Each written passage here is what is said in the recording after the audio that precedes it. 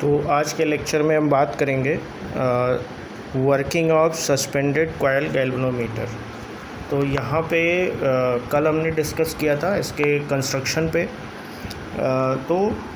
ये जो गैल्वेनोमीटर है सस्पेंडेड कॉइल गैल्वेनोमीटर, इसमें क्या करते हैं हम वर्किंग में।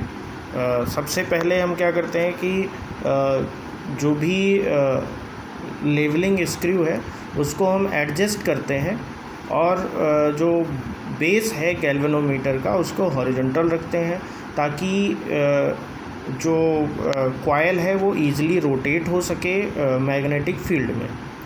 उसके बाद हम क्या करते हैं, जो लाइट आ रही है लैंप से, लैंप जो हम हमने पहले बोला था कि लैंप एंड स्केल अरेंजमेंट हम रखते हैं इसमें। तो इसमें जो लाइट आ रही होती है उसको हम क्या करते हैं, मिरर पे रिफ्लेक्ट करते हैं और उस स्पॉट को एडजस्ट करते हैं, ताकि मतलब ऐसा एडजस्ट करते हैं कि जो स्केल का जो सेंटर है उस पर वो रिफ्लेक्ट हो। और जब करंट जैसे ही जो लाइट है वो उस पर फॉल होगा तो उसमें जो करंट फ्लो होगा, मतलब उसको अलाउ करेंगे हम मेज़रमेंट के लिए। तो कैसे होगा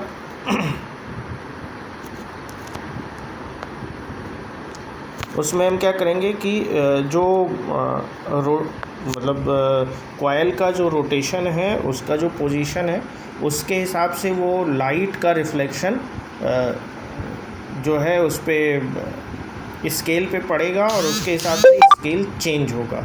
और उस चेंज को हम इस फार्मूले से डिटेक्ट कर सकते हैं, जैसे कि कैपिटल D जो distance of scale from the mirror, and phi deflection of the coil, and small d displacement of reflected light spot on the scale।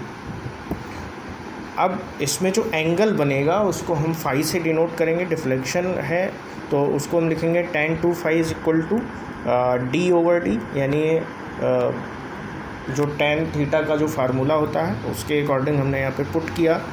और यहाँ पे एंगल हम निकाल लेंगे, क्योंकि अगर बहुत कम जैसे कि डिफ्लेक्शन बहुत कम होता है तो जो tan phi होता है वो phi में कन्वर्ट हो जाता है। तो हम यहाँ पे इस तरह से निकालेंगे कि जो डिफ्लेक्शन आएगा phi is equal to small d/2d, right. अब ये जो डिफ्लेक्शन है उसको हम करंट की वजह से जो डिफ्लेक्शन आता है स्मॉल डिफ्लेक्शन है, और हल्का सा करंट फ्लो होगा, हल्का सा भी डिफ्लेक्शन होगा, तो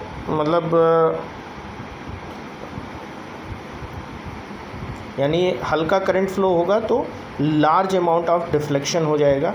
इसको हम सेंसिटिविटी कहते हैं। यानी sensitivity of galvanometer is said to be a sensitive if it shows large deflection even if a small amount of current is passes through it. तो इसको हम सेंसिटिविटी कहते हैं, और ये दो टाइप का होता है। पहला होता है करंट सेंसिटिविटी और दूसरा होता है वोल्टेज सेंसिटिविटी। अब करंट सेंसिटिविटी जो होगा, अगर गैल्वेनोमीटर में करंट फ्लो हुआ और बहुत ज़्यादा लार्ज डिफ्लेक्शन हो गया तो उसको हम कहते हैं करंट सेंसिटिविटी।